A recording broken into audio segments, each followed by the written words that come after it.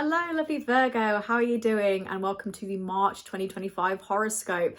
So there is a lot going on this month. You might have heard from different astrologers that, hey, this is quite a chaotic month. And there is a lot going on, but it's nothing to be afraid of. It's just because we've got two retrogrades happening at the same time, a Mercury and a Venus. And also two different signs as well. Like they're going in and out. We've got two eclipses. We've got a lunar eclipse and a solar eclipse. Also, I just flipped you off.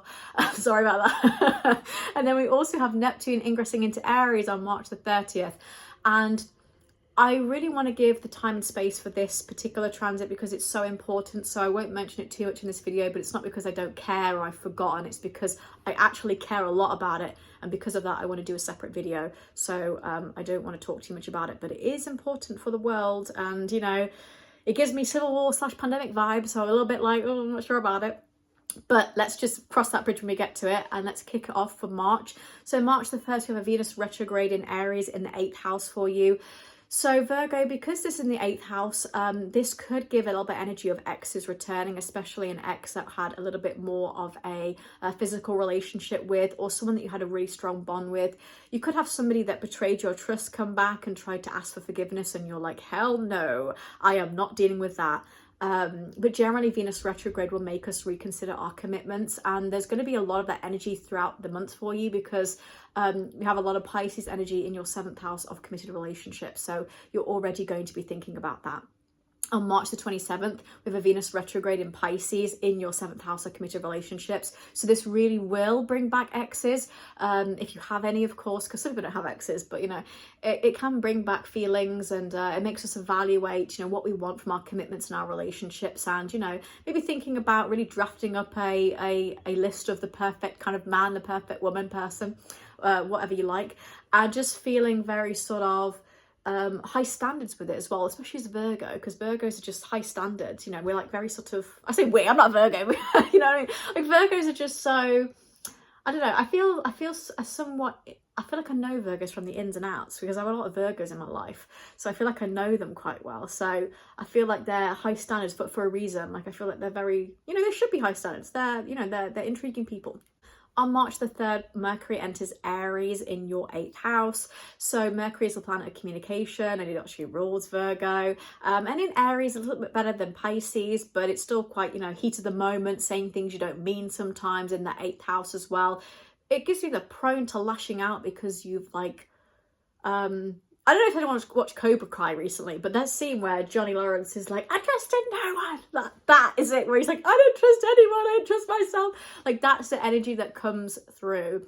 And I feel like it's, yeah, there's a sense of intimacy and betrayal that is percolating when it comes to what you're saying. So just be careful if somebody triggers you and you're like, what do you mean by that? Because that can come across. From the 14th to 28th of March, we have a Mercury retrograde in Aries. So this, of course, will bring miscommunication in the 8th house, delays with traveling and technology. So I would be careful about, you know, selling or buying any assets particularly. I would also be careful about traveling during this time. And also with Aries as well, just be a bit careful about, you know,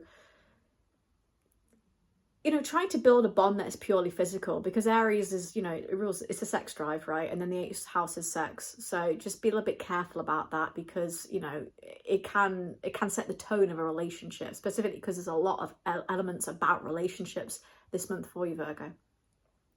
Then the biggie is that March the 14th, we have a Virgo lunar eclipse in your 1st house of self, which is quite significant. It's also in very close proximity to the South Node in Virgo as well. So it's a very big month for you. So you're letting go of the smaller details, which as a Mercury ruled sign you're used to doing. This is like picking up bits about a relationship, you know, getting the ick easily, or just, you know, you're almost reevaluating your responsibility in a relationship.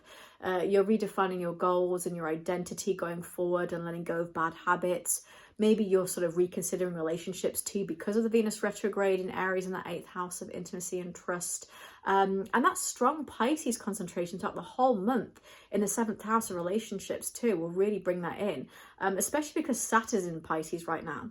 And Saturn is all about boundaries and kind of like getting very concrete with stability.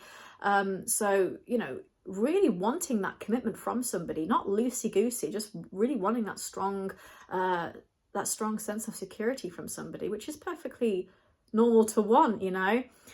So you could be letting go of, you know, a relationship that's not giving you that commitment, or any kind of resentment or feeling that you've been harboring with someone, so you can move on. Then on the 29th of March, we have an Aries solar eclipse in the 8th house. So you could have a new financial plan for investments, attempting to build a bond with somebody and progress a relationship, or doing some very deep shadow work in order to progress your inner self and goals, you know, because a lot of stuff will come up this month that you might need to work on. And overall, you're quite a main character this month, Virgo, but you know, this can make you a little bit more sensitive and more susceptible to getting burnt out because there's so much energy going on. So be kind to yourself. If you can, schedule 1 or 2 days where you just do absolutely nothing and you let your body and your nervous system recalibrate. Then on the 30th of March, Neptune ingresses into Aries in your 8th house. Again, I'm not going to talk too much about this, but Neptune is the planet of spirituality, and it's also very larger than life and deals with quite a few things. It's the spread of something.